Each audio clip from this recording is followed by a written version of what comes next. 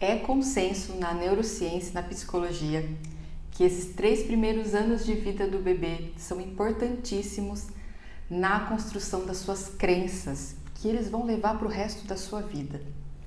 Então é muito importante que você, como pai, como mãe, saiba exatamente o que fazer para que esse bebê comece a formar as crenças melhores possíveis sobre ele, sobre você, sobre a família, sobre o mundo. E eu tô aqui para te ensinar as principais coisas que você precisa fazer, os principais comportamentos que você precisa tomar cuidado aí com o seu filho nessa faixa etária. Eu sou Nayane Gisonde, sou mentora parental, estou aqui para te ensinar sobre o desenvolvimento infantil e também estratégias para você lidar com os comportamentos desafiadores aí do seu filho. Bom, então a gente precisa entender como acontece essa construção das crenças, né? Então, primeiro o bebê, na verdade todos nós, mas no bebê em particular, ele vai perceber a situação que está acontecendo diante de um evento. E diante dessa percepção, ele vai ter uma interpretação. E essa interpretação não é lógica, ela é puramente emocional, pelo próprio desenvolvimento neurológico que esse bebê ainda está passando. E a partir dessa interpretação, ele vai tomar uma decisão. O que ele vai fazer com aquilo? E ele vai ter um determinado comportamento. E aí, diante desse comportamento que ele teve, diante da sua reação nesse comportamento dele, ele vai voltar a ter a percepção, a interpretação, vai tomar novas decisões, vai voltar a se comportar de uma determinada forma, e isso vai acontecendo num ciclo. E esse ciclo é extremamente importante, por quê? Porque é ele que vai determinar essas crenças. Então, vamos supor que todas as vezes que ele vai lá na tomada, você grita com ele. Então, isso acontecendo repetidamente, esse bebê está formando algumas crenças. Ou quando acontece um evento, uma única vez, mas um evento importante. Então, a gente precisa conduzir da melhor maneira, de forma positiva, de forma empática, esses bebês. Mesmo porque nesse primeiro ano de vida, eles estão desenvolvendo a crença de que o mundo é um lugar seguro. Então, essa questão da tomada ela é clássica e eu sempre volto a falar dela, né, como exemplo, porque é normal a gente querer que a criança não toque na tomada, gerando um certo medo nela, de que ela vai se machucar, de que é perigoso. E isso é muito complicado justamente por isso, porque nesses primeiros 3 anos de vida, ela está criando essa crença de que o mundo é um lugar seguro. Então, ver como a forma com que a gente lida com a situação, a gente não está fazendo com que essa criança crie essa crença de que o mundo é um lugar seguro. Então, a gente precisa saber exatamente o que fazer nessa faixa etária para a gente preservar essa crença da criança. Então, a primeira orientação que eu já dou para você, que é pai e mãe aí de um bebezinho de 1 ano até 3 anos, é atenda todas as necessidades do seu bebê. Quando eu digo necessidades, eu digo choro mesmo. Isso não significa atender todos os desejos. Então, vamos lá. Então, assim, eu vejo muito aqui no consultório, às vezes chega pais com bebês de 3 meses, 4 meses, reclamando que o bebê só quer ficar no colo, que vai colocar no carrinho, ele começa a chorar, ou vai colocar no berço, tem espinhos, ou, nossa, o filho da minha amiga parece que ele fica lá quietinho, minha amiga consegue fazer tudo, e eu, com ele, não consigo fazer nada, ele só quer meu colo, né? Então, calma aí. Então, vamos esclarecer o que é uma necessidade aí para os bebês. Então, entenda que um choro de fome é a mesma coisa que um choro de querer colo. É uma necessidade igual para o bebê, principalmente até os seus 8, 9 anos, 9 meses de vida. Então, quando o bebê chora e ele se acalma no seu colo, é uma necessidade que você está atendendo desse bebê, tá? Não é manha, não é ele te manipulando, ele não tem essa capacidade. Então, um bebê muito pequenininho, aí até os seus 8 meses, mais ou menos 9, todo choro é uma necessidade por trás, precisa ser atendida. E quando o seu bebê, né, tem uma necessidade, ele entra num estado de estresse e você atende essa necessidade, isso vai gerando um apego seguro com você. Então, esse bebê ele vai percebendo que toda vez que ele chora, esse choro é atendido, ele entra num estado de relaxamento e ele pode confiar nesse adulto, criar esse apego. Agora, toda vez que ele chora e não é atendido, ele vai entrando nesse estado de estresse e num ciclo que ele fica a todo momento em alerta, porque ele não sabe em que momento, quando ele chora, ele vai ser atendido, né? Se você começa a escolher, não, esse aí ele quer colo, não, vai ficar aí no carrinho. Não é bem assim, né? É um bebê que ainda precisa de muito acolhimento. Então, depois dos 9 meses, pode ser que esse bebê comece a ter uma certa manha, mas aí você vai começar a entender melhor esse bebê. Você vai começar, eu costumo falar que você vai começar a observar essa sementinha aflorar em todo esse primeiro ano. Você vai começar a conhecer esse bebê. Você vai começar a perceber se realmente ele está precisando de um colinho ou se ele está precisando de outra coisa.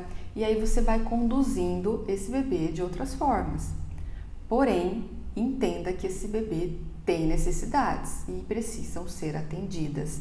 Lembra que ele está desenvolvendo a crença de que o mundo é um lugar seguro. E o mundo dele nesse momento é papai e mamãe. Além disso, a outra orientação que eu dou é sobre a regulação emocional desse bebê. Então, até o primeiro ano de vida, você regula esse bebê. Então, ele está chorando, ele não vai se acalmar sozinho. Você que vai acalmar esse bebê. E eu diria aí que até uns 5 anos de idade, a gente pode considerar que você vai poder ajudar esse bebê. Então, aí seria uma regulação compartilhada, aí do 1 até uns 5 anos de idade.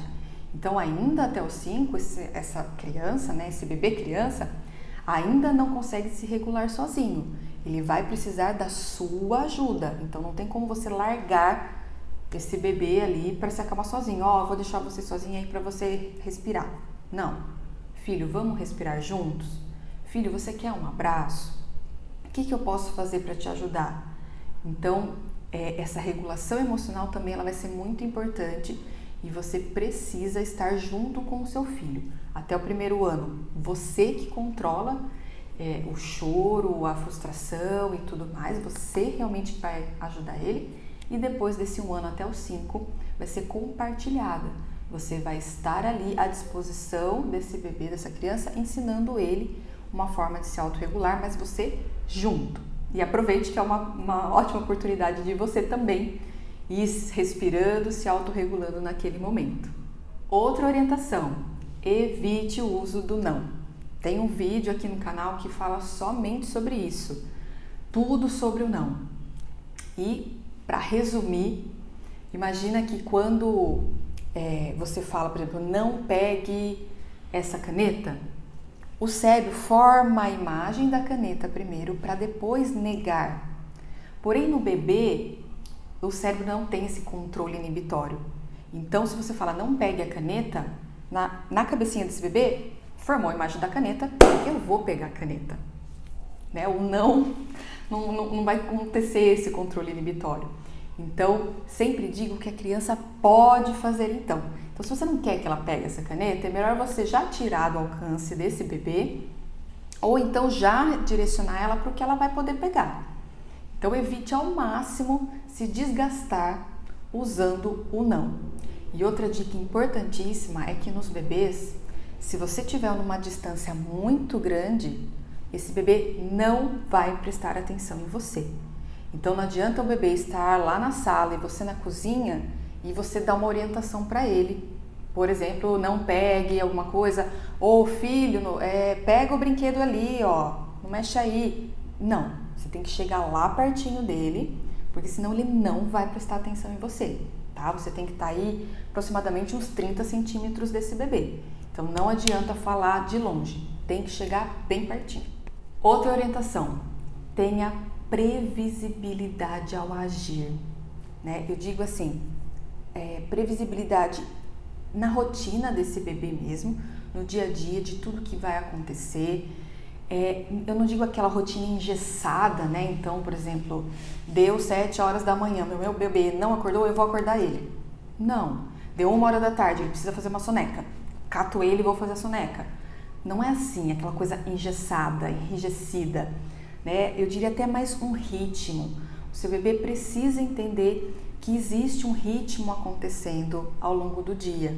E o que seria esse ritmo? Então, por exemplo, que é um ritmo clássico, né, do final do dia, que você quer preparar o seu filho para dormir, não é que deu 8 horas você vai pegar ele e vamos dormir. Não, esse processo está acontecendo, né, esse ritmo já está mudando desde lá das 6, 7 horas da noite, quando o sol já está abaixando. Então você agora já vai começar a deixar a casa um pouquinho mais escura, vai falar num tom mais baixo, não vai fazer brincadeiras de jogar a criança para o alto, pegar brinquedos que tenham muita música, muita luz. Então você já vai conduzindo essa criança nesse ritmo mais lento. E outra coisa, em relação a essa questão de rotina, de ritmo, de previsibilidade, é do seu filho ter a segurança de como você age. Então, muitas vezes seu filho fez alguma coisa, seu bebezinho fez alguma coisa. Num momento você explode, grita, né, perde totalmente o controle, e no outro você fica calma, consegue conduzir. Então essas oscilações, o bebê ele se sente inseguro, ele nunca sabe o que esperar da mamãe e do papai, porque tem hora que eles gritam, que eles têm uma expressão facial que assusta, em outros momentos me acolhem, são carinhosos. Então essas oscilações deixam o bebê inseguro.